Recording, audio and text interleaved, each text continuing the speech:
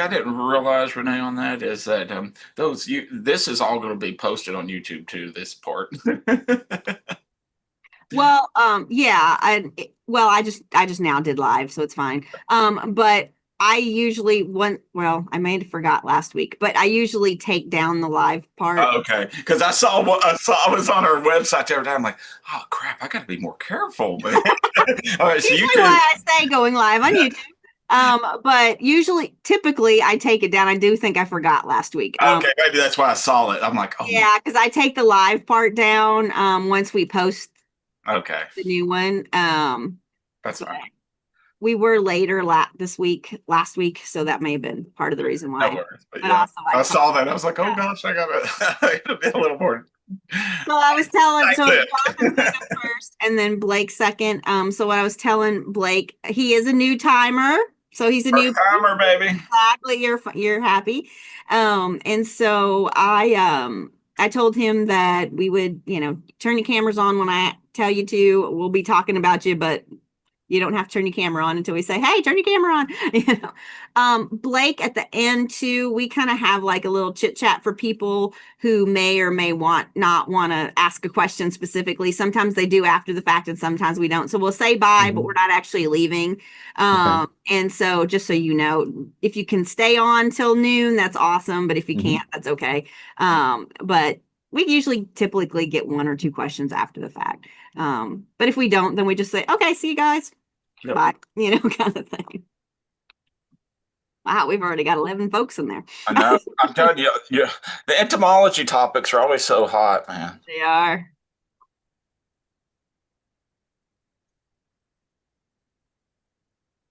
It's like an entomology takeover day. I love it. It Yeah. is.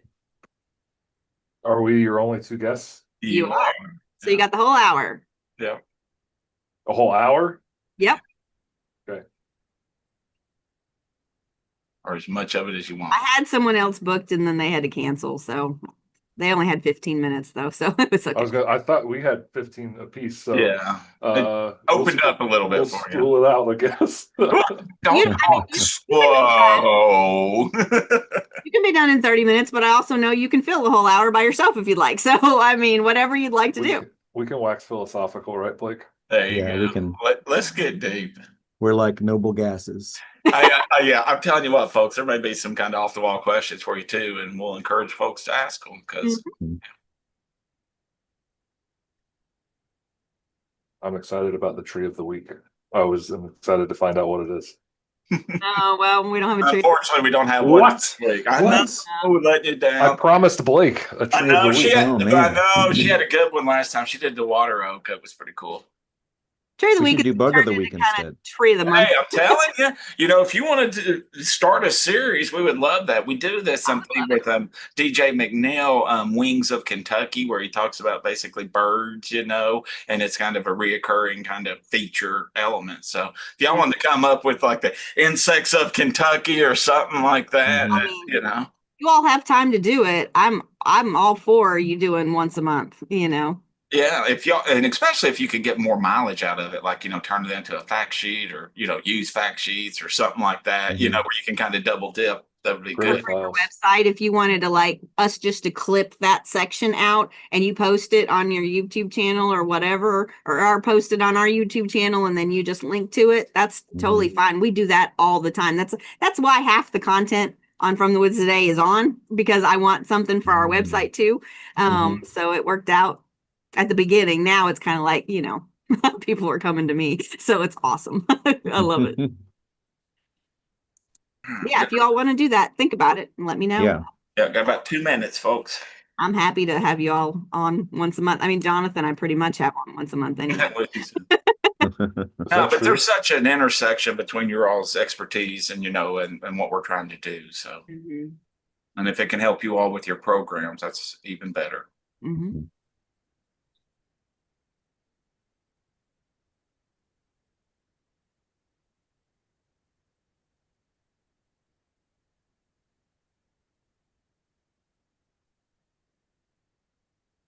Should we go dark? Yeah, we're about a minute. Yeah, minute out. In and out. All See you on right. the other side, Blake. Yes, sir. We'll bring you all back in here in just a few minutes. All right, folks on YouTube, you're getting to see just a few seconds before the rest of the world gets to see us, so it's exciting. I Now think it's the rest of the world is getting in. Hey, Carl. always good to have our Me too. entomology friends today. Hey, Carl. Almost all of them. All right. Man, let's bring them all. Let's bring them all up. It's Big awesome. trio, you know. Telling you, man, it's a powerful unit over there. They really are. Hey, it we operate the world. You do, man. You all are such an important part of the work that we do at this university. All right.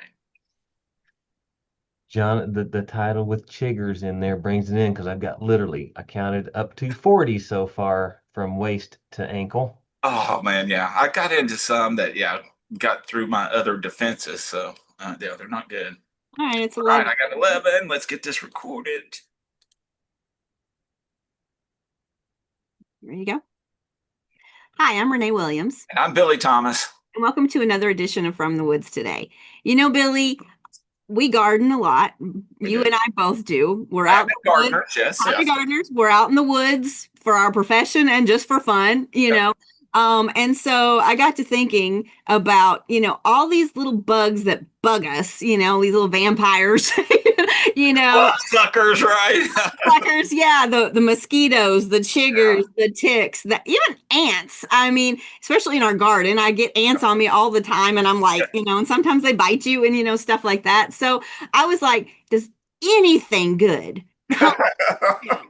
And you know who I had to ask. I know we are so blessed to have our good friends over in entomology here at UK. We've got Dr. Jonathan Larson's going to be with us as well as Blake Newton, both entomology folks over there. And so glad to have them. They've been on, or at least Dr. Larson's been on before, but we are glad to have a first timer in Blake, and you all get to meet Blake here in just a few minutes. But yeah, Renee, I think what you were talking about, a lot of our audience has dealt with with either ants or chiggers or ticks or mosquitoes or some of the things, and they're having the same thoughts.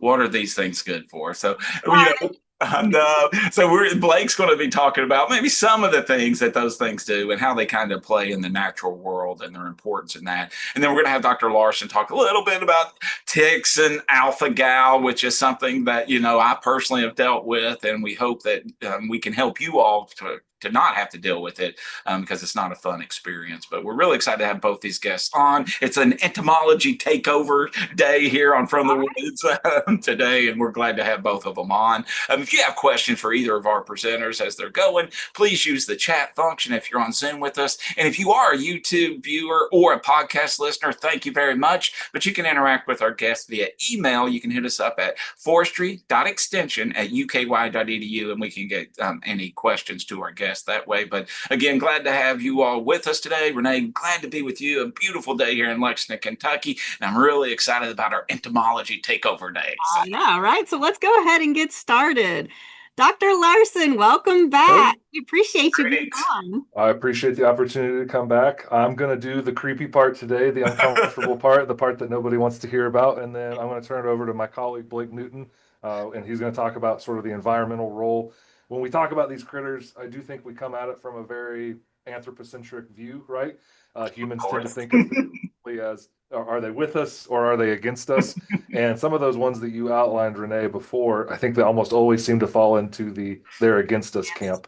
And we're not going to save their reputation today. I know mosquitoes are good for other things to eat them, which that's okay, but I don't like it eating me. Right. I think that's the most interesting part of all this, that people sometimes forget we're a part of the food web in many different ways. Yes. I think usually we think about that as, oh, somebody got ate by a shark, somebody got ate by a bear, but our blood and other parts of us can be resources for things as well. And that's just kind of part of being alive. But sometimes when this happens, it's more, I'd say, traumatic or problematic than others.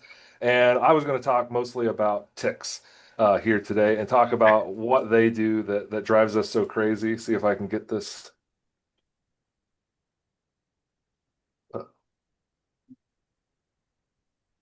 We're just seeing the slide. Oh, I see your little wheel Yeah. of Seems like it's coming. Yeah. He might be locked up, actually. Did Oh. he? Is he moving? He doesn't look like he's moving for me. No, Oh, he's there his eyes are blinking. he's alive. Yeah, Is there. that better? There we go. We got it going. Yes. Perfect. All right. Thank you, sir. I Gotcha. was worried about that for a moment. We got So when we talk about ticks, which I think I've done before here a little bit, and I know that Dr. Hannah Tiffin has also come on here and talked before about ticks.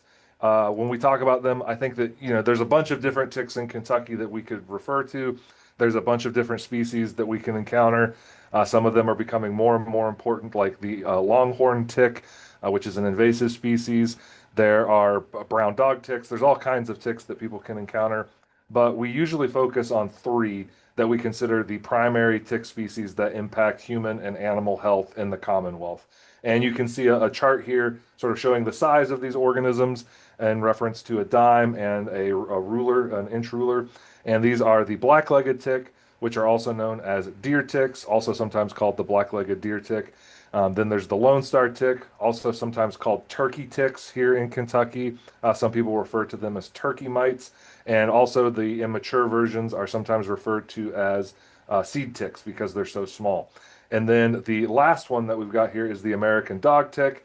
That is also sometimes referred to as the wood tick here in Kentucky. But these are the ones that over the last couple of decades, several decades, we have been analyzing, that there's been lots of data collected on, and they're the ones that are most commonly associated with issues for humans or for animals.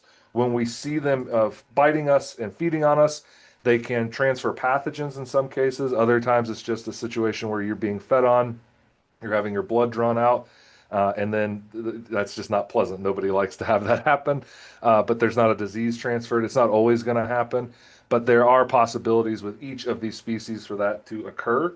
And each of them are different from the others in terms of their shape and size, and then also the possible pathogens that are in them. We'll start just with an overview of the American dog tick. These are ticks that have shorter mouth parts compared to the other species we'll discuss. They are more teardrop shaped from their head to their rear end, and they have an ornate, what we call scutum. A scutum is a shield that goes over the top of the tick, and on some of the species, it can look a little different. With this species, the male scutum goes from head to tail. That's what we see on the right in this kind of grayer image with just the tick without the human skin in the background. That scutum goes all the way down the back, and it looks a bit like a Rorschach ink blot pattern. There's this kind of cream color on each side, and it will mirror each other like there's a line down the middle. Ticks are bilaterally symmetrical, much like all the other arthropods. And so that pattern is the same on both sides. The female has a shorter scutum. That's her that you see, in the image on the left. The scutum is a little more, or a little reduced, and it looks more, I think, like a lace collar.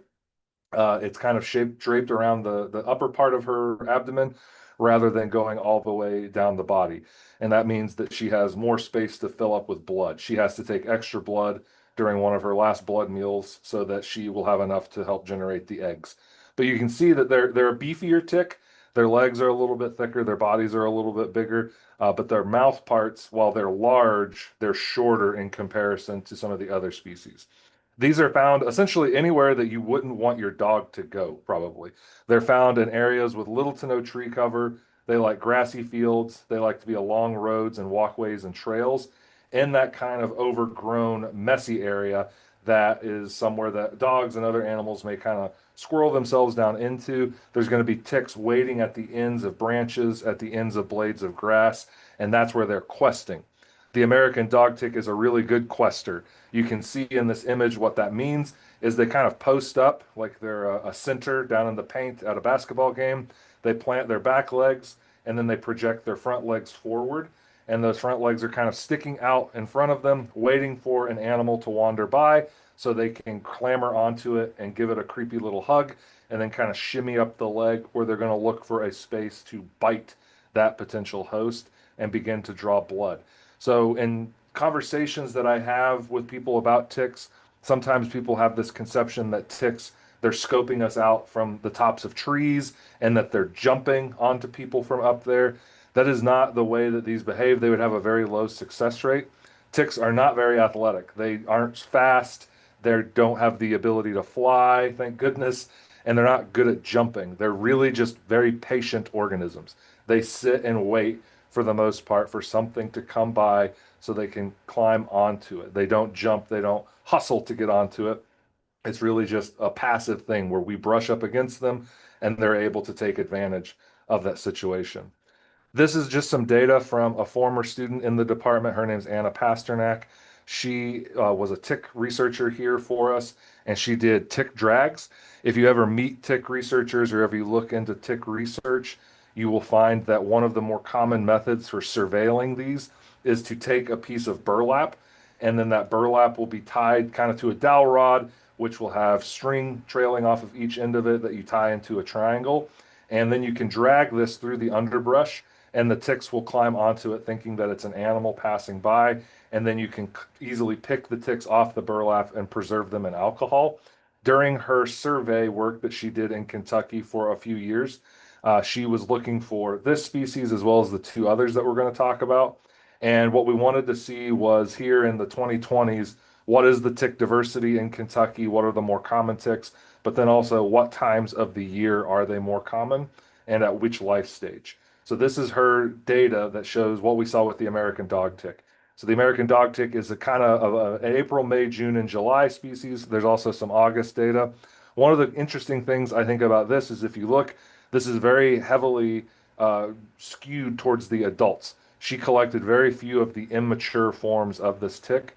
So ticks develop from an egg as a larva, as a nymph, and then as an adult. They do not have a pupal stage or anything like that. They have this gradual metamorphosis that they go through. And usually we can find these other life stages as well. But with this species, it was quite low. She was not encountering them, but she was catching plenty of the adults. And this highlights, I think, the kind of prime time tick season that we see here in the Commonwealth.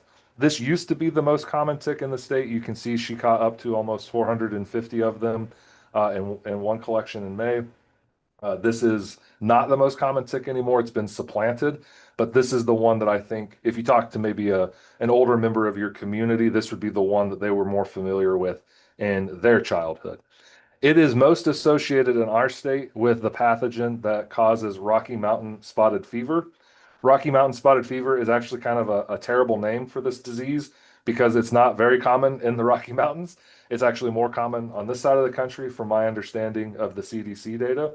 And it's not isolated over there as the name might imply. It's mostly spread in this state by American dog tick. It's caused by a bacteria called Rickettsia rickettsii, and you can see what happens to folks who are infected with this. So they end up developing this red spotted rash on the palms and then on the soles of the feet. That's what you see in the image on the right. They also end up more often with a high fever and body aches. Not everybody gets the rash, but most people do. There is some data to suggest that this doesn't happen instantaneously when you're bitten by this tick. So the tick would have to feed on you for a 4 to 10 hour time frame in order to move its gut contents enough to release the pathogen inside of you. So as ticks feed, what they do is they insert their mouth. The mouth has a tongue with backward facing spines that helps to anchor the tick in place. And as they feed, I don't know how to describe it other than they're like swishing back and forth from your body into their gut. And they're swapping some of the stuff that's inside of them into you and what's in you inside of them. And as they do this, they work their way through their gut and eventually they may pass a pathogen on to you. So when you see these kinds of feeding time windows, that's the result of is the tick isn't just instantly pumping you completely full of everything in their body. Not all of them have the pathogens, so it's not a guarantee that you'd end up with it anyway. But there usually is a window of time to get the tick off of you before a pathogen is moved from the tick into you. This is some data from the Department of Public Health in Frankfurt that shows the counties where we've had higher incidences of Rocky Mountain spotted fever in Kentucky. It's not the most current data, it's only up to 2022, but I think it's very evocative of the situation. You can see that there is a central pocket in between kind of Owensboro and Louisville that I would say is the hot spot for Rocky Mountain spotted fever, those counties that you see highlighted in the darker, more maroon color. And then again, it starts to ramp up the further west you go as we start to get past Owensboro and getting closer to Paducah, some of those counties out there.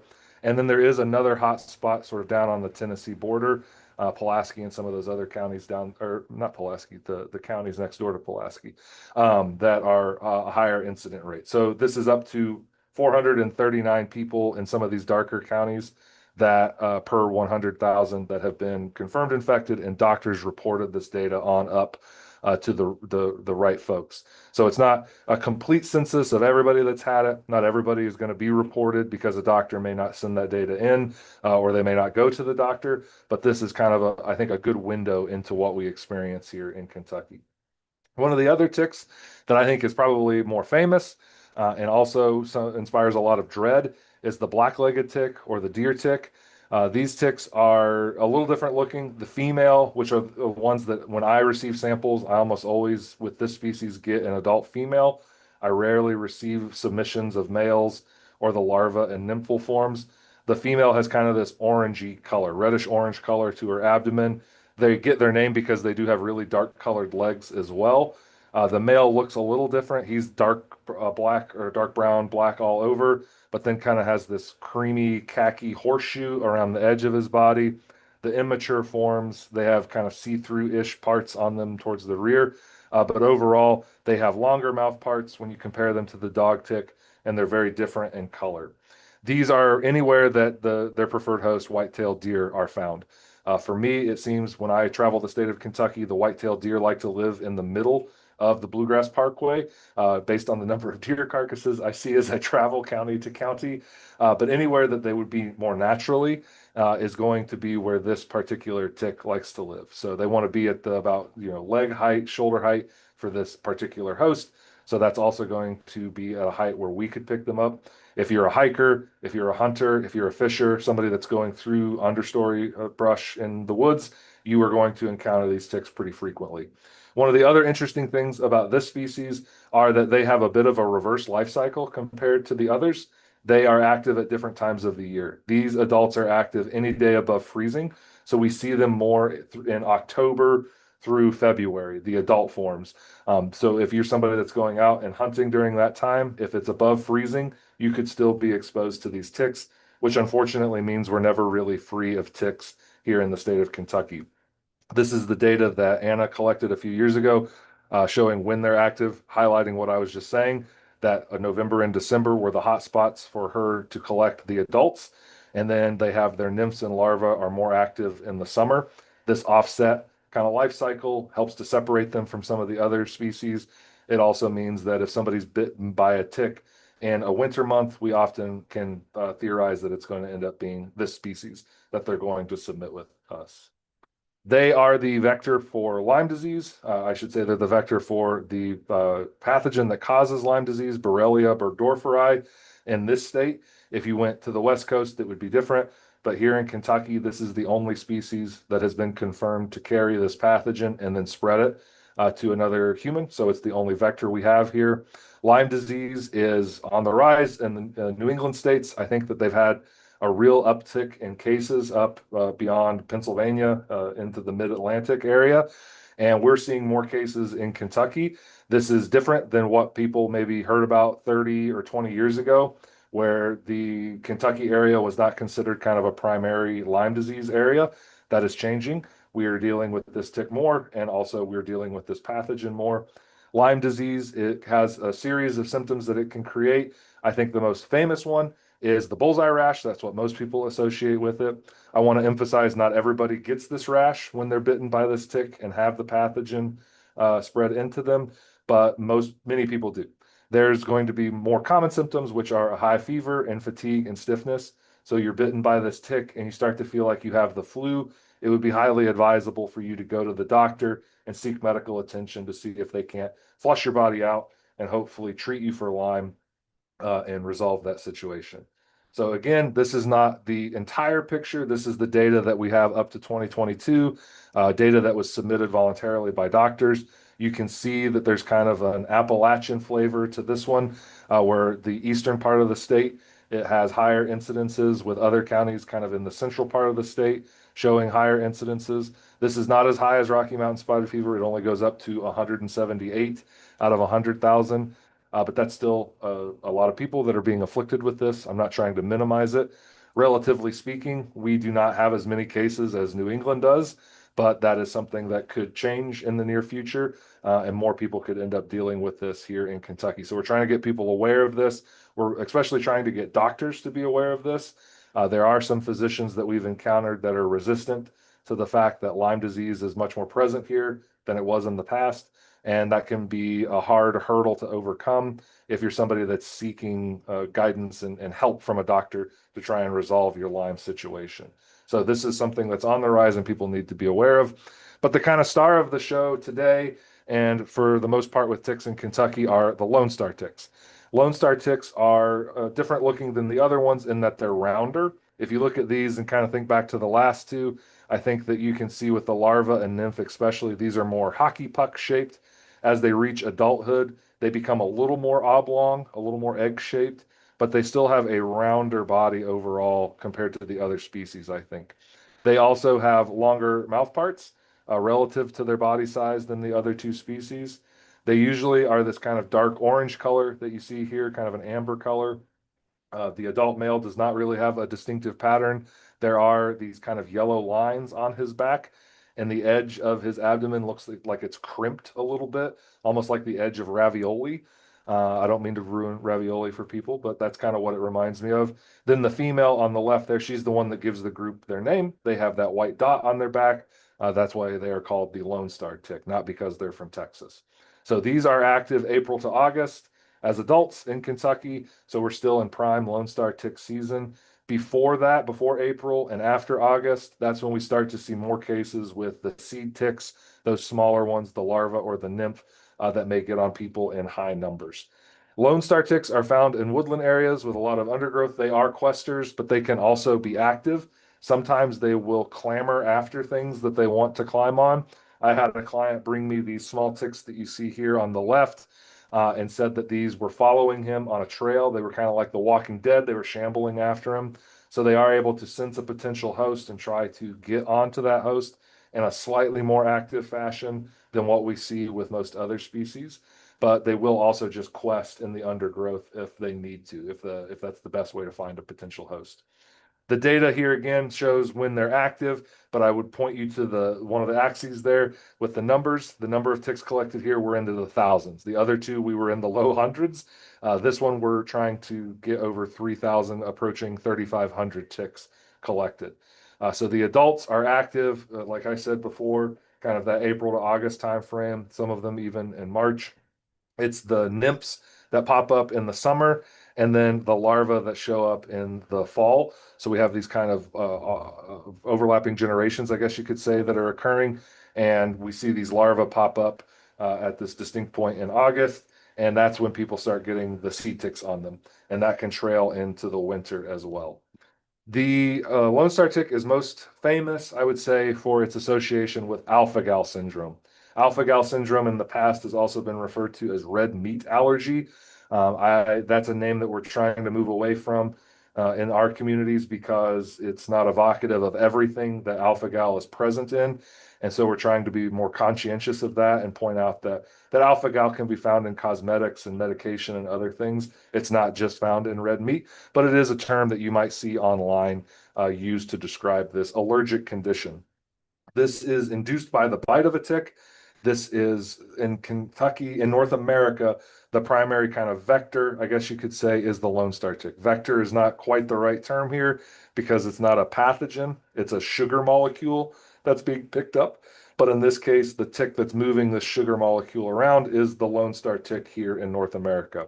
There was an isolated case confirmed in Maine, and I think maybe Minnesota was the other one that involved deer ticks.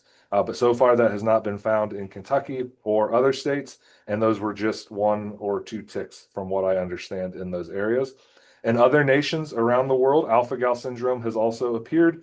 Alpha-gal syndrome is associated with distinctly other tick species in Japan, Australia, Brazil, Europe, all these other places that we are dealing with it. So that's what we deal with here is this species. Its name is derived from the alpha-gal sugar molecule that's involved with the allergy.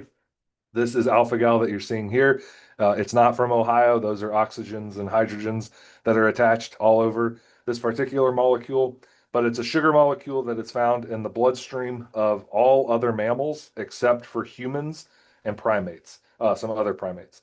So we eat this all the time. We are exposed to this very frequently, and we usually have no problem with it. The other animals that have it, they just have different blood than we do, and so they have the molecule, but for some reason we do not. This is going to be a problem though, because Lone Star ticks can sometimes have alpha gal in their saliva. In the past, it's been considered that this was a situation where the tick would bite something with alpha gal in their bloodstream, and then the alpha gal would get stuck in their mouth at different feeding times, and then they could pass it to your bloodstream when they bit you. There is also some data to suggest that the ticks may be generating alpha gal on their own. The easiest way to kind of put a pin in this is to say it's still a heavily researched area. It's not entirely clear how this is occurring, what has transpired to create the situation where Lone Star ticks have alpha gal in their saliva. Something has changed and they're picking it up or developing it themselves. But then, regardless, they're passing it into people. It's not every tick bite from a Lone Star tick, but it does happen seemingly at higher and higher rates. And when they do this, they inject the sugar molecule into your bloodstream. Your body will mount an immune reaction to that invader. And then the next time you're exposed to this again, it will mount that same immune response. Usually, this is through eating red meat. So somebody is sort of exposed to alpha gal through a tick bite. The next time they sit down to a meal, and the meal includes beef or pork or any of these other red meats, then the immune response will occur, typically starting in the gut. There are other ways that you could be exposed to alpha gal post exposure in your blood. This can be through medication. Some medications use gelatin and things like that, and the gelatin can contain alpha gal. People can be exposed when they're birthing cattle. We've read about this where people have alpha gal. They're helping to get the calves out, and they're being exposed to alpha gal at that time, and they have a reaction. Cosmetics can have it. Certain other products, soaps and other things can contain alpha gal. And so, however you're exposed, your body mounts this immune response again. And usually the symptoms include the following. So you have hives. A lot of cases involve nausea. Some of them will include diarrhea. There can be more extreme symptoms, including rapid breathing, a decrease in blood pressure, swelling of the lips and eyes and throat, stomach pain, and dizziness. If you get more than one of these at the same time, you may be going into anaphylaxis. This can be as simple as somebody gets an upset stomach after they eat a hamburger, all the way to a more extreme reaction where somebody has to take extreme measures. They have to go to the hospital, they have to take an injection, they have to take Benadryl, something like that, in order to decrease the symptoms. Currently, there is no known treatment for red meat allergy. Cases have resolved over time in a lot of studies. You can consult an allergist to try and better understand your numbers, quote unquote numbers, what kind of profile you have in your bloodstream. The number is the kind of representative of what you may be dealing with and how extreme your situation may be. Most people are afflicted for 1 to 3 years. The condition can last longer. If you're re-exposed to alpha gal, if you get another tick bite and it's injected into you again, it can reassert the condition and kind of make it worse, or just make your situation relapse all the way back to kind of square one. There is no known cure, though. There's no way to stop you from having this reaction. Some people are able to figure a way out with their life of making sure that they protect themselves when they go out to eat. This can go all the way from just ordering specifically fish and turkey and chicken, all the way to having to ask people to cook on different surfaces to keep the alpha gal molecule away from your food. It can go into checking the labels for lots of things. There is legislation to try and include alpha gal more prominently as an allergen that is listed on certain products so more people are aware. What we see in terms of people's lifestyle is that they implement a lot of dietary changes. Poultry and seafood become a large part of the diet. Eggs, beans, and nuts are also eaten for protein. Some patients say they can't eat dairy, so cheese and ice cream kind of go off the menu. Soap products may have to be reorganized so that you get different ones that don't have alpha gal. Gelatin, there's certain medications that you'll have to open the capsule and take the medicine because you won't be able to take the capsule anymore. So it can be very life altering. It can be something that makes life a lot harder for people. There are ways to still have a normal and happy life when you have alpha gal. We have a publication called Living with Alpha Gal that I can send to be included in any show notes and things like that, that just kind of goes over some of that. Our friends in nutrition here on campus are working to put out more information about that, just so that people can feel like they still have something they can eat. They still have something that they can do for their life in terms of protecting themselves. I would say we are one of the battleground states for this syndrome. This is something that more and more people are hearing about in Kentucky. Our beef cattle industry is confronted with this. We are one of the beef cattle king states, right? The biggest herd east of the Mississippi River is what I am informed. So this is not only a problem for people at a personal level, it can also be a problem for an economic driver in the state. If fewer and fewer people can consume cattle or cattle-based products, that's not good for cattle farmers who already face kind of an uphill battle. There are other states along the Mississippi River corridor that are also experiencing high levels of alpha-gal incidences. This is CDC data up to 2022. This is, again, the most up-to-date map that I have available to me. You can see Kentucky, Tennessee, Arkansas, and Missouri, I would say, are some of the most afflicted states with alpha-gal. If you go east, Virginia and North Carolina also see high incidences, and that's where the story began. It's a very long and sordid tale that involves some cancer medications, which is where this was first discovered. But over there on that side of the country, they also see it and they associate it with Lone Star tick. And the area that you see in the center, where Kentucky and Tennessee, et cetera, are afflicted, I would say that this has to do with populations of Lone Star tick. These are also the states where that tick is going to be the most common. Other states go out west to Nebraska, the Dakotas, Montana. There are incidences, but Lone Star tick is not nearly as common in those states as it is here. So that's probably what is driving this situation here. We're one of the fastest growing states in terms of alpha-gal population. And so it's something that we need to teach people about and raise that awareness of. Billy already shared his personal story. I don't want to put him on the spot or anything, but this is the situation as we understand it right now.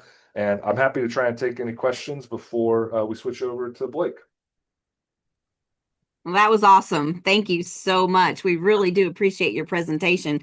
And, we've had a lot of comments going on, and this is getting bigger and bigger, sounds like. And I know, Billy, you have firsthand experience about this alpha gal, but I did not realize all the I thought it was just a red meat thing. You're saying all these different ones, and I was like, oh no, it's a whole lot more.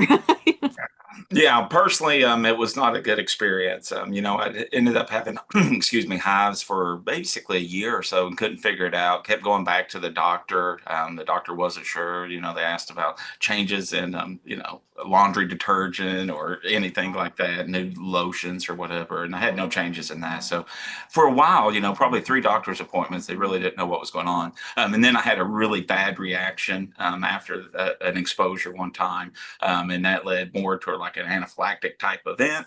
And then I went to the doctor, and then they ran the blood test on me and found my numbers were like through the roof. So it was a little concerning. It took me a little over 3 years to come off of that. Really guarded myself against any further exposure, and apparently I was successful in doing so. So over time, my numbers, as you were talking about, Jonathan, came down to the point to where I could reintroduce, mammals basically into my diet. And so far, so good. But the problem is that we're exposed to ticks all the time, especially. And she said our profession of foresters was the number one profession that had alpha gal, which makes sense, right? They're out and exposed to it. But any of our landowners or county agents or anybody that's out in the woods really need to be aware of this situation. If you're having some weird reactions and, typically several hours after you've kind of taken that meat in, that's another kind of clue. Be attentive to that, right? And get up with your doctor because you don't want Yeah, a bad situation. Billy, that's good that you pointed that out. I didn't hit that hard enough just to say that this isn't instantaneous. Usually what we see reported from people is they they got bit by the tick, and then maybe the next day or something, they sit down, they have a hamburger for lunch, they go to bed that night, and all of a sudden it hits them. They start to have this reaction. It doesn't happen the moment the meat hits your mouth. It's something that usually occurs a little further down the line from that meal, after lunch, after dinner, whenever it is that you've eaten it. I see in the comments lots there. I have been fascinated by this emu and ostrich thing. I don't giggle because I think it's funny. I giggle because I was in it. I went to Union County a while back. I think it was Union County, and I did an alpha gal seminar for people, and I had no idea that this was a thing. But they were telling there's an ostrich farm that I think is in the southeast, and like this is like their main business plan now is they are selling to people with alpha gal, and Oh. they're trying to ramp up production. Apparently, ostrich has a similar taste profile to beef, and it kind of has the same texture when you cook it. I would never have guessed that in a million years, but it seems like something that might be on the market for people in the near future. I know that a lot of people in the alpha gal community, they talk about fins and scales, like you're reduced to eating anything with fins and scales. You're not Yeah, eating yeah, things with fur on it anymore. yeah, So this is beef, pork, venison, yes, the all of the lamb, all those yeah, things that I think are really common in the American diet. Beef is a part of a lot of meals. yeah. It all kind of goes to the wayside. It's not something that you're really going to be able to eat anymore.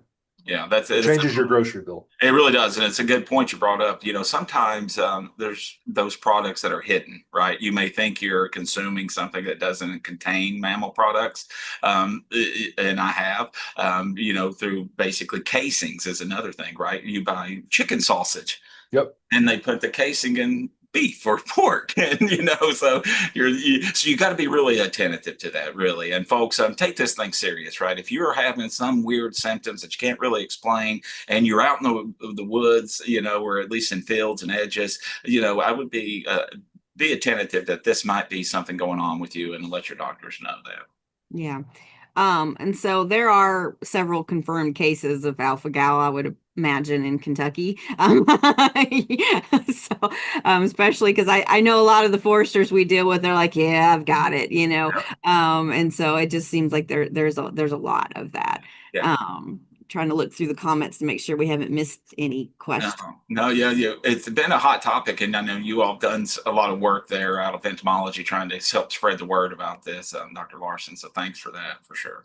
So yeah, Dr. Larson, if you can put that link to that publication I in. think you did. Yeah, I I'll put just it in put there. our ant fact about living with alpha gal. I hope it's helpful to some of those folks. I did see one. Can I answer the hornet question? Sure. Go ahead. Okay. Uh, you can wait till the first freeze and they'll die out naturally. If it's in the ground and you know where the entrance is to the nest, you can spray into it with an aerosol product at dusk or night, and it will aerosolize and kill the colony. You want to wait till then so that you get maximum control and minimize your chances of being stung. If you need a light source to do that, you can put red cellophane over a flashlight, and it makes it harder for the insects to detect, supposedly. So that will help you to illuminate the area. But that aerosol product, if you want to get more adventurous, a dust product can also be applied into the entrance, but that means you got to get a little more up close and personal. No matter what you choose, have an escape route in mind and a safe space that you can get to Yeah. just in case they do come out after you. But usually the aerosol products, Raid is the one that I think is easiest to find. They work rapidly. It's like 1 to 2 second knockdown. So they shouldn't be able to come out and get you. But I do like to warn people, find somewhere safe to go to. Yeah, definitely. Folks, too, if you're not on our email lists, so you get show topics like this, go ahead and put it in the chat pod what your email is, or you can email me at forestry.extension@uky.edu, and we can go ahead and let you know when these topics are going to be on. So that would be one good thing for y'all to do, so that you know when these shows will be on. But Dr. Larson, we greatly appreciate you being on. I think Always. Yep. all of the questions Yep. answered. I believe Yep. if we didn't, folks, please let us know. And because I was trying to read through them all really quickly. But And I'll stick around till the end, All yeah, right. and I'll be Excellent. happy that'd to be chat. great. If we didn't, you can ask at the end and we'll definitely get those answers. I do see some conversation about gas. Don't use gasoline. Yeah. Gasoline's not a good pest control product. Because it can burn you too. Yeah, yeah. Like if you pour gas into a nest like that and light it, it can explode. I've received videos of ant nests being exploded and stuff. So So you can explode all the ants on you, right? yeah, exactly. Stinging pests and gasoline are not a good mixture, I would Yes, say. yes. Please be safe, folks. No whammies. That's what we want. No whammies. Definitely. All right. Yeah. Awesome, Dr. Larson. As always, really appreciate the work you do for us I'm, here. I'm excited about Blake's Did Right. you? I hope I've left So him enough time. Blake is going to tell us, well, what are these things good for, right? Anything good. So Blake, Yeah. turn your camera on Come and on, Blake, come join us. so like, he's talked about ticks and all that. Is there anything good that comes from these creatures? I mean, Come on, Blake, you're our only hope, man. Come on. Yeah, we get that question a lot. Is like every animal supposedly has some role out there. What are these things good for? And I don't have a whole lot of positive things to say about them. One thing just before we leave the topic, we talked a whole lot about what ticks can do to you. But it's really important to know sort of what you can do, and to protect yourself from that alpha gal. Read up on tick prevention. I take it very seriously. If I step off if I know I'm going out and stepping off the pavement anywhere, I wear some tick repellent these days because I do not want to get alpha gal. So we've got a lot of good fact sheets on tick prevention. So what I'm going to do now is share my screen, and we'll try to see if we can discover anything positive about chiggers and ticks and some of these other things. Yeah. So hopefully the screen is sharing there. Does that look all right? Red chiggers, yes, sir. Yeah, so Ah. chiggers are something that we'll talk about ticks a little bit too, but chiggers are related to ticks. And there's a lot of sort of mystery and misunderstanding about what chiggers are and what they do. I would encourage anybody to read more about their life cycle. I actually have to reread it every once in a while because I forget some of the things about them. But chiggers are mites. And technically, a tick is kind of a mite too. So they one of the things that distinguishes them is that they have 8 legs. So ticks and chiggers both have 8 legs. But the stage of the chigger that bites you is called the larval stage, and it only has 6 legs, which is kind of interesting. And the larval stage of the chigger is not technically invisible or microscopic, but it pretty much is. It's extremely small. So what happens is people get these little mosquito bite looking things on them that are sometimes a lot itchier than mosquito bites, and they didn't see anything bite them. It's like, what is this thing? And many times if you have been outside and a few hours later you get some strange bites, especially around your ankles, around your waist, you didn't see a mosquito crawling under your pants, it may have been a chigger. So that's what chiggers are. They tend to be in sort of hot, kind of wet areas, like around swampy areas where there's grass and sunshine hitting. Um, so if you've spent some time in those kinds of areas, that's when you tend to get chiggers. The one good thing to know about chiggers is that the same things you can use to repel ticks and mosquitoes also work on chiggers. So if you are going out and protecting yourselves against ticks, it will repel, or in some cases, depending on which product you're using, kill the chiggers before they have a chance to bite you. So that's what the chigger is. And what it does is, so this is the mysterious part too. A lot of people believe that chiggers actually burrow into your skin, and they do not do that. That's a very important thing to realize, because some of the myths about how to treat chiggers is to do things like I've heard put clear nail polish over the chigger bite, or put a match to it, stuff like that. There is no need to do that. They are not actually burrowing into your skin. They're kind of attaching themselves to you a little bit the same way that a tick does. It's just that they're much smaller. So they're just burrowing onto you, and they don't actually suck blood like a tick does. Instead, I'm not quite sure how this works, but their saliva kind of goes into your skin, creates almost a solid tube that's sort of made out of their saliva, and they break down your skin and sort of suck that up. So they're not really drinking blood. And a good thing to know about them is, as far as we know, and I'm sort of finding some wood in here to knock on. I don't think I have any. Here's some fake wood paneling over here. As far as we know, they don't transmit any diseases to us. Maybe that information will change in the future, but as far as we know, chiggers do not give you any diseases. But it's important to note that they don't burrow into you, because they're just basically sitting on the surface of your skin, and they can be easily dislodged. They're not really attached very strongly. So the best way to get rid of them, if you didn't already use insect prevention stuff beforehand, like DEET or something like that, the best way is to wash them off of you. So what I used to do, I had a house in a different part of Lexington than I live now, and I knew that if I went outside in the summer and stepped off the pavement anywhere around my house, I would get 5, 10, 20 or more chigger bites, guaranteed. And so what I would do is if I did any yard work and if I didn't wear any repellents, I would make sure to take a bath or a shower about an hour after I was outside, sort of scrub down your ankles and your legs and stuff like that. And it works. It would reduce the bites down to 0 or 1 or 2 instead of 20 or 30. And because you can wipe them off either sort of before they've attached or even after they've attached, before they've had a chance to sort of make this welt that gets bigger and bigger. And another thing that's interesting about them is that they are not natural parasites of humans. So ticks do pretty well on us, but chiggers are not really supposed to be a parasite on people. So they get on us accidentally, thinking that they're one of their natural hosts, which in most cases are reptiles. They try to bite us. They're doing their best to try to get on there and eat our skin, but they actually don't survive on us. They die or drop away eventually. So even if they do stay on you before you wipe them off, they're only going to be there for a few hours or a day or two, and they're never going to get big and puffed up like a tick does or anything like that. And like I said, they never burrow into your skin. So they really aren't trying to get onto us on purpose.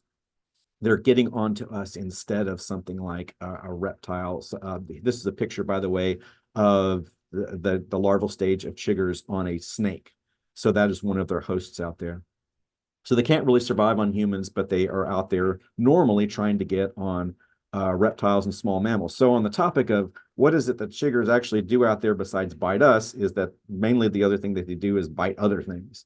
They're biting reptiles, turtles, snakes, stuff like that, and they just get on us accidentally. And as far as what sort of good do they do out there, not much, as far as I know.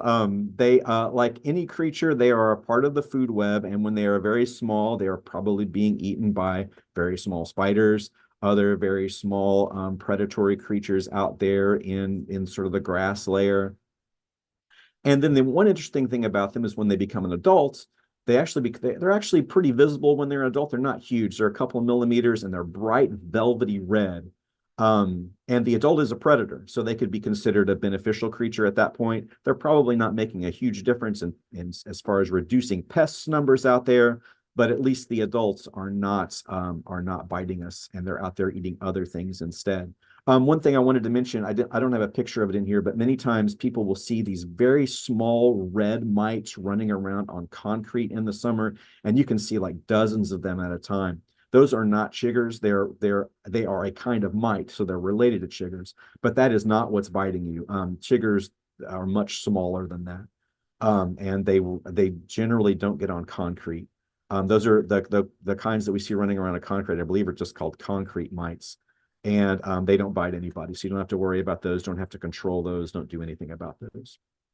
So that's a little bit about chiggers, and now we'll move on to some other creatures here. So Dr. Larson spent a lot of time talking about ticks. I only have one slide on ticks here. There is not much nice to say about ticks. Many times for some reason, my son loves to ask me the question, if you could destroy one animal on the face of the earth, eliminate one species, what would you pick? And many times I will, I don't know if it's a good idea to eliminate any species from the planet, but tick, especially Lone Star tick, might be the one that I would pick. There are more of them than there used to be, and they just seem to be a problem. That one thing to know about ticks is that, as far as I know, every species of tick, and there are a lot of them, there are more than just the ones that bite people. There are other ones out there biting birds and stuff like that. As far as I know, all of them are obligate parasites. That means they don't do any predation. They don't do any kind of plant feeding. They don't do anything except get on vertebrates and suck their blood. So there's not a whole lot nice to say about them. And then they're spreading disease out there as well. So nothing too much positive to say about them, except once again, they are a part of the food chain. Little spiders, birds, mammals will eat these. I'm not sure if very many creatures actually specialize in feeding on ticks. I wouldn't be too surprised if there are a handful of mammals out there that just by grooming ticks off their body, that might be like a 25% of their diet. But otherwise, they're really not doing much out there that's beneficial. One thing that we hear about them sometimes is that they are a major food source for possums. There's some memes and sayings out there that possums eat. I can't even remember the number, 100 ticks a day or 1,000 ticks a week or something like that. That's probably not true, unless once again they're grooming it off of themselves. I'm sure possums will eat a tick if they find one. I would imagine that hunting for ticks would be kind of difficult to do as your primary food source. And plus, possums have garbage to get into, so they don't need to eat a lot of ticks. There's plenty of garbage out there for them to eat. So I'm sure that possums do eat some of them. But as far as ticks being a major food source for possums, I doubt that's true. Now we'll move on to just a couple of other creatures and some of these things actually are sort of more beneficial than other ones. But ants. So ants are something that, there's several species that we don't like. Carpenter ants, the little, I call them vinegar ants, the little ants that get inside our houses seemingly every spring. They get into our food, they cause other problems. And of course, Kentucky now has fire ants. And so that's an actual medical problem. So there are several species of ants that we don't like, but it's really only a handful of ant species that cause people problems. Maybe, I don't know, a couple dozen or so, at least in our area, that would be considered pests of humans.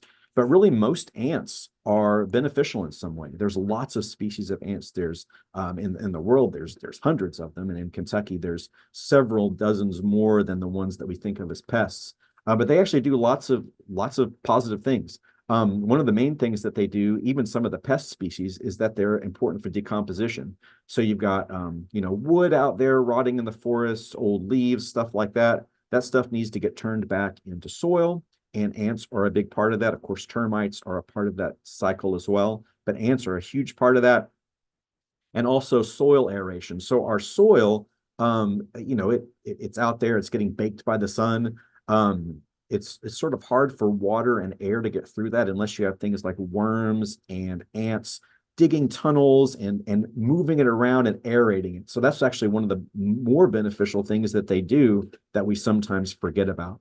But they do other stuff too. Ants actually a lot of them are predators. So some of our ants will eat wood and stuff like that, or will eat our tortilla chips that they get into our house to feed on.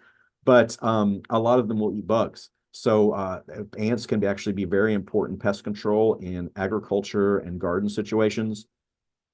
So ants are out there killing other bugs for us, which is good. And pollination, which is sometimes we forget about this, but ants visit flowers because they love sweets. So they go up there to get that nectar. And even though they aren't as good at pollinating as something like a bee because they aren't furry, they do move pollen around from flower to flower. And so ants can be important for pollination. So we do like ants. Sometimes we don't like ticks, but we do like ants. Oh, and this is one that I thought the From the Woods crowd might appreciate. Some ants are seed dispersers. So this is bloodroot, which is one of my favorite wildflowers. I really like it. It's very sort of fleshy and very tropical looking. I think it's really cool. But its seed depends on being moved from the flower to other places to get moved around. And ants do this. There's a little bit of a coating on the surface of the surface of the seed that ants eat. I think it's starchy, which sort of tracks for something that an ant would like. But they don't eat the rest of the seed. So they take it, they might take it to their nest or drop it somewhere along the way. And this helps for bloodroot to disperse. And they do this for other kinds of flowers in other parts of the world as well. And now mosquitoes. So mosquitoes is another one that when my son asks me which thing I would like to destroy, mosquitoes is high on my list, especially the one pictured here. This is the African I'm sorry, the Asian tiger mosquito with the very vivid white banding on its legs. There are other mosquitoes that have some white on its legs too, but this is the one that we see so commonly in Kentucky in our own backyards. And one reason that I don't feel too bad about wanting to eliminate this, especially from our area, is that it's an invasive species. It's not supposed to be here anyway. So there's really nothing nice to say about the Asian tiger mosquito. especially in Kentucky. But there's other kinds of mosquitoes too. And as we know, many of them feed on our blood and on the blood of other animals. They can spread diseases, lots of different diseases, especially in tropical areas. In Kentucky, we don't worry as much about mosquito diseases, but we do have them from time to time, especially in the summer months. If you look around on the news right now, you'll see that West Nile cases have started to appear in Kentucky. And so it's good to protect yourself from mosquitoes. So what we encourage people to do every year is usually around midsummer, start checking the news, check the public health websites and see if West Nile cases have started to appear. And that means it's a good idea to start protecting yourself against mosquito bites at that time. Otherwise, we don't worry too much about mosquito diseases in Kentucky. But what do these things do anything good besides drink our blood and spread diseases from a lot of times from birds to humans, which is kind of freaky? And the answer is yes, they actually do some interesting things. Probably not as valuable to us as ants are, but some mosquitoes, in fact, all male mosquitoes. So it's only the females that drink blood. They need that protein for their eggs. But all male mosquitoes, even of the species that we don't like, visit nectar and sometimes other kinds of plant juices for their meals instead of blood. So male mosquitoes never bite us. And there are other types of mosquitoes, in fact, a lot of them actually, that drink nectar and stuff even as females, and they don't drink our blood at all. So there are several mosquito species that don't drink blood ever. The one pictured here is what is sometimes called the elephant mosquito. This one lives here in Kentucky. It's huge. It's almost as big as something like a crane fly. It's a really big mosquito. That's one of the reasons I think it's called an elephant mosquito. It's also got its little proboscis there. Looks a little bit elephant-like. But it's very large, and it's a nectar feeder. It's also interesting because as a baby, it kills other mosquitoes. So this is definitely one of our favorite kind of mosquitoes. We'll talk a little bit more about that one in a second. But because these mosquitoes, male mosquitoes and other mosquitoes, are visiting flowers to get nectar, once again, they can be pollinators. Any kind of animal that visits a flower and then goes to another flower can be a pollinator. So mosquitoes are no exception, and mosquitoes actually do some pollination out there for us. And then probably the most important thing that mosquitoes do for us is that they are a part of the ecosystem, and maybe a little more prominent part of the ecosystem than something like a chigger or a tick, because there's just so many of these mosquitoes, and they are breeding in areas where some creatures that we like dragonflies and damselflies, will eat a lot of mosquitoes. So things like dragonflies and damselflies, which are very beautiful creatures. There are people who, I know some of our people in forestry are very into bird watching. So there are actually dragonfly watchers out there who have books and binoculars dedicated to watching dragonflies and life lists and all that kind of stuff. Those dragonflies and damselflies really depend on mosquitoes and a few other things for them to eat. But also bats and birds will eat some mosquitoes as well. Here is a picture of the elephant mosquito larva. So this is one of my favorite things. So the larva in there that looks more like a light tan or white. I'm not sure which mosquito species that is, but that's one of the ones that we don't like. And the one with kind of the darker color and the bigger head, that's the elephant mosquito larva. And it loves to eat other mosquitoes. So we love the elephant mosquito larva. And this is actually, I just read recently, there are some attempts in other countries to use the elephant mosquito as a biocontrol agent to kill mosquitoes. So that would be really cool if that were to happen. And just a couple pictures. I'm pretty much done here, but here is a dragonfly eating a mosquito. You can see the little white and black bands on its legs there. So that might be an Asian tiger mosquito. And then the really cool part, though, is that dragonflies don't just live in the air, right? Baby dragonflies live underwater with the baby mosquitoes. So every baby mosquito starts out as a larva that lives in water. Same thing with dragonflies. Their nymphs live underwater, and they are mosquito killing engines. And so here's a picture if you can kind of see what's going on. I think this will repeat itself, but over there on the left is a mosquito larva. Dragonfly babies have an extendable sort of telescopic mouth part that shoots forward and catches mosquito larvae. They'll also catch some other things like sometimes tadpoles and minnows, but they love mosquito larvae because there's so many of them. And it looks a little bit like the alien from the Alien movie because it has this extendable jaw. So you can thank a mosquito for keeping our dragonflies and damselflies alive. But other than that, I honestly don't have too much nice to say about any of these creatures. So I will turn it back over to you guys. I will stop sharing my screen here. That was an awesome presentation too. I really do appreciate that. And I was kind of hoping for a little bit of some justification for these things, but yeah, I was pretty much right. Oh yeah. A little bit. A little bit, they get to eat other things, so that worked out. But it's very interesting about the dragonflies. I did not know that, so that's one thing I love about From the Woods Today. There's always something new that we learn. We did have a question too. Is there any suggestions on how to keep carpenter ants, I guess out of the house? She says in the house. They have used traps and they don't want to spray. So any way of I've got carpenter ants on my fence too. They use it as a super highway. I've sprayed, but it doesn't seem to work. So it's like, how do you get rid of them things? Yeah, whenever I've dealt with ants, I use baits. I haven't tried that with carpenter ants. Dr. Larson, if you have, the baits work really well for the vinegar ant things, but Carpenter what have ant you? baiting is a little different since most of our baits are kind of sugar based. The carpenter ants don't always go to them. You have to get Oh, Have we lost him? We he froze. locked up for a second. Oh man, But leave yeah, us carpenter ant control. to get I know he was about to give us kind of all the knowledge, right? there. I think you're back. Okay. Oh no, was I frozen? Yeah, Yeah, you you froze. just for a Yeah, second yeah, there. just as you were about to deliver the kind of the Yeah. punchline. Yeah. Oh. Said you have to get, and we're like, get what? Oh, you have to get something that explicitly lists carpenter ants as kind of like its primary target. So carpenter ant bait gel is usually what it'll be called, some sort of trade name with that. You have to use that in order to get to the queen. If you spray areas where the workers are out foraging, you're just kind of treating symptoms. You're never going to get rid of the whole colony. You can also hire somebody to find the nest and then drill into it and treat it directly with a powder, but that does become a little more intensive, and outdoors would be very hard. Okay. Yeah, I followed mine and I still couldn't. It's like they just disappear. They knew you were tailing them. Yeah, yeah. Exactly. You're like loser. Exactly.